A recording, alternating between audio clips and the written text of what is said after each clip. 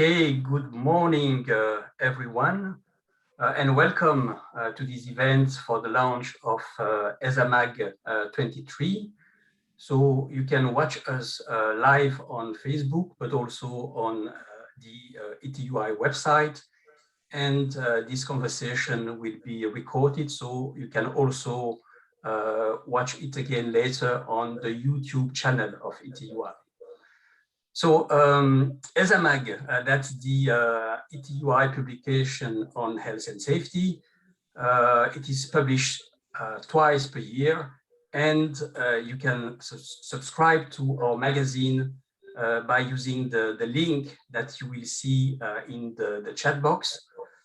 This is free of charge, and you can receive the copy paper of the magazine at home, and you can choose between the English version or the French version. So I'm Tony Musu, a researcher at the ETUI in the Health and Safety Unit, and I'm one of the coordinators of this issue of ESAMAG, dedicated to workers in the food chain. So among the articles in ESAMAG 23, we have an interview of Christian Bragason. He's the General Secretary of the European Federation of Food, Agriculture and Tourism Trade Union, EFAT. And we have the pleasure to have Christian with us today for a small conversation about the kind of agriculture that we want for tomorrow's world. That's the title of the interview. So for the audience, unfortunately, we will not take questions just because of the format of this conversation, but you can send a question in writing to the email etui@etui.org, and Christian and his team will try to answer you. So in the small slideshow that you have seen, you had a flavor, I would say, of the content of the interview. So we talked a lot about the fact that there is a lot of precarious and undeclared employment in agriculture. And of course, this is linked to, I would say, bad conditions on health and safety. But we will now have maybe the opportunity to discuss further some of the other issues that we have discussed with Christian. I remember a fascinating discussion with Christian for this interview. We touched on many different issues. And of course, in the interview, you only have the possibility to touch on some of them and not to go into the details. And that's why, Christian, I would like maybe that today we talk a bit more about the new common agricultural policy, the CAP, that is currently being discussed between the Parliament and the Council. And we know that this policy, we have a huge budget allocated to it. That's not far from 400 billion over 7 years. And of course, these funds should help farmers to meet the challenges of the EU Green Deal. It means tackling climate change, protecting the environment, and moving to more sustainable food systems.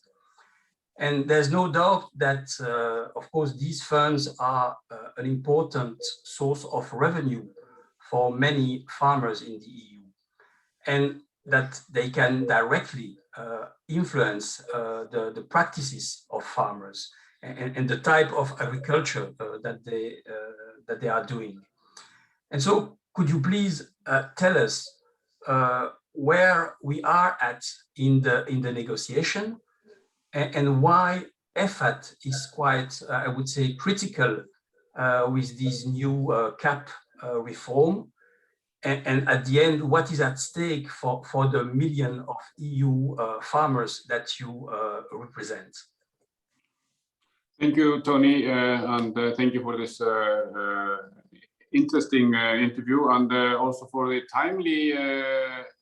timeliness of this event, because the trilogue negotiations on the common agriculture policy are taking place at the moment, and hopefully we will have some results in the upcoming days. And there are a lot of issues that are being discussed at the moment, but one of them is the social conditionality, something that we have been pushing for a very long time within the effort, but hopefully we will see some this demand of our being realized in the new reform of the CAP. But it's clear that the common agriculture policy is probably the single most important issue of the European Union. As you mentioned, 40% of the EU budget goes into the common agriculture policy, and it is supposed to help and support farmers, societies, and workers. However, we believe that it's not really a coherence in the policies and the way the budget is distributed. That's something that we are critical about. We believe that today a too large share of the funds are going to the wealthiest and the largest farmers. I think today around 80% of the funds are going to 20% of the farmers. So it's clear that many of the smaller farmers around Europe are not being supported the way they should.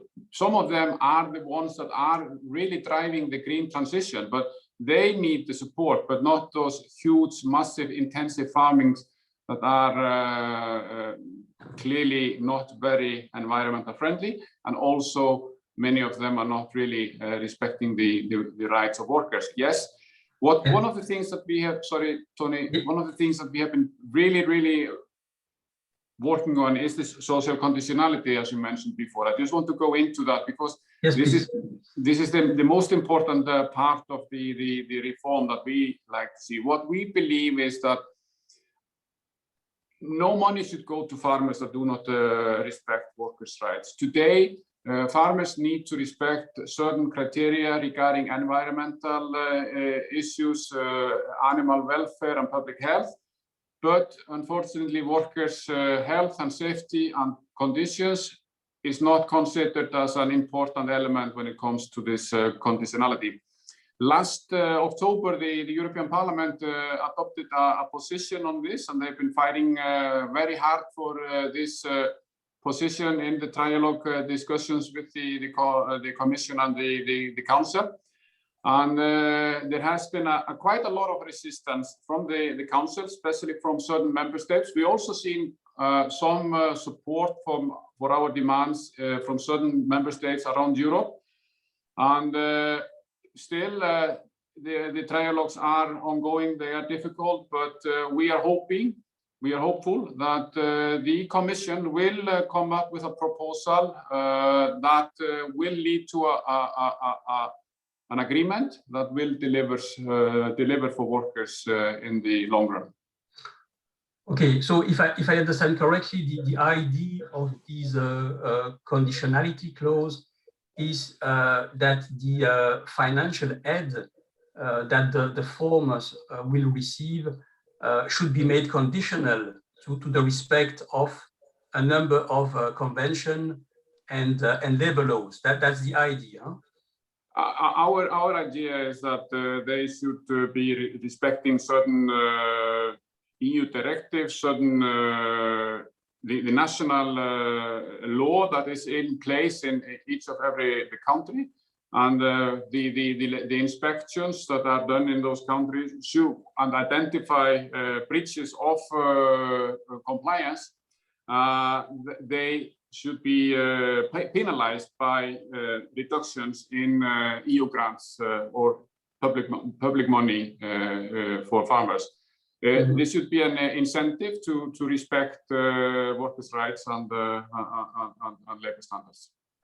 Okay, and according to you, what are the chances that at the end we have this conditionality clause included in the final text of the cap? You said that these negotiations are really taking place today, tomorrow. So what are the chances that we have this clause at the end included in the text, according to you? I mean, a lot of the material that is being dealt with is confidential at the moment. But we are hopeful that we will see some paragraphs or some mentioning of workers' rights and the need to respect workers' rights and improve worker standards in the sector. It's clear that the sector is very precarious. A lot of workers, as you said earlier, are faced with undeclared work, poor wages, terrible occupational health and safety conditions, deplorable housing conditions, but not to forget, many of them are also in various forms of labor exploitation. That's something that we really need to address. And the only way to be able to address this for the 10 millions of farm workers around Europe, many of them seasonal, many of them migrant and mobile workers, the only way to do this is to add some kind of a social conditionality into the cap. Okay, thank you. Another question is about the farm to fork strategy. This is a new strategy adopted a few months ago by the EU Commission, and the objective is to have a fair, healthy, and environmentally friendly food system. That's the words of the Commission.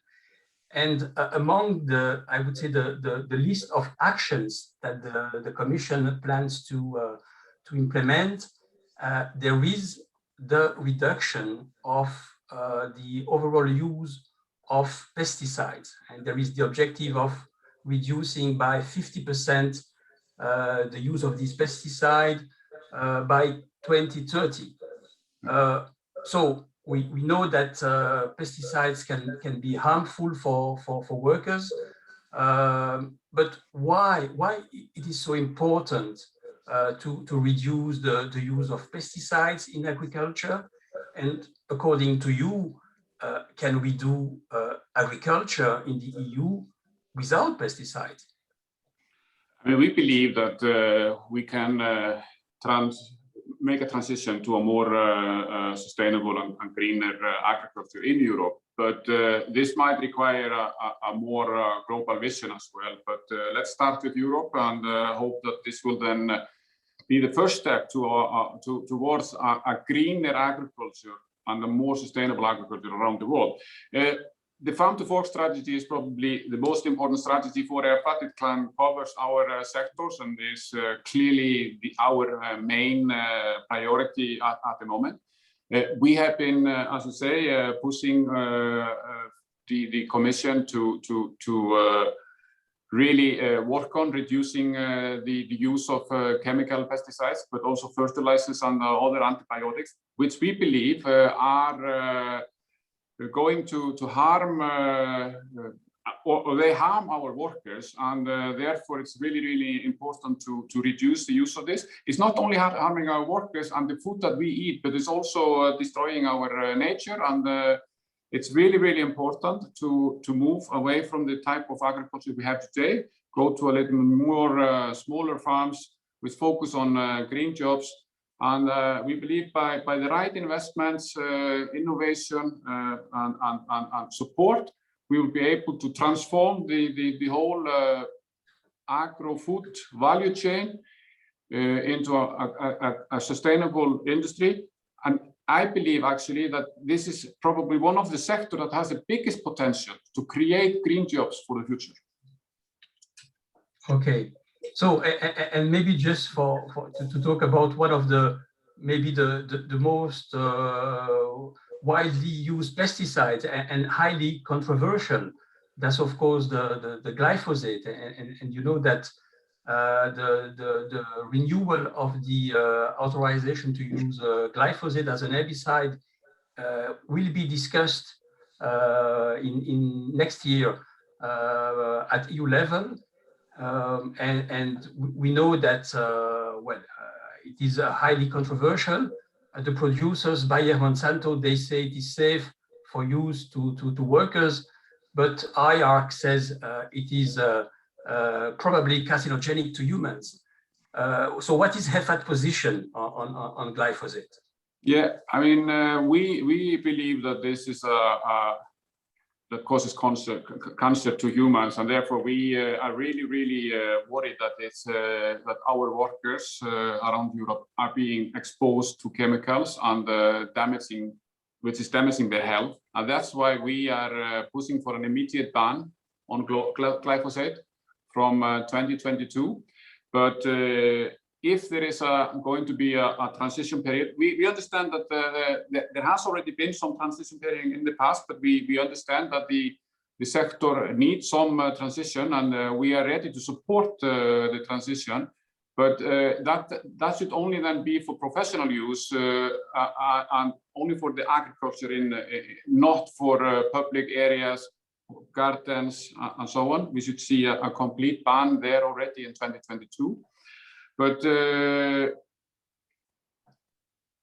without a ban, we will continue to jeopardize health and safety of millions of workers in the sector, and that's something we cannot do.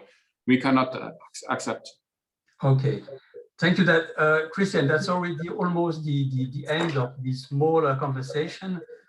This is the first one of the 3 conversations that we have foreseen around the launch of ESAMAG 23. We will have the next conversation the 8th of June, again live on Facebook and on ETUI website at 11. And this time we will focus on the processing stage of the food chain, and we will talk about the slaughterhouses, the abattoir, the working conditions in the processing phase of the food chain. So I invite all of you to connect again the 8th of June. Thank you very much to all of you. Thank you, Christian, for your time for the interview. Don't hesitate to subscribe to ESAMAG. That's free of charge, and you can do it very easily with the link provided in the chat box. Thank you very much. Have a nice day and see you soon. Bye. Thank you. Thank you as well.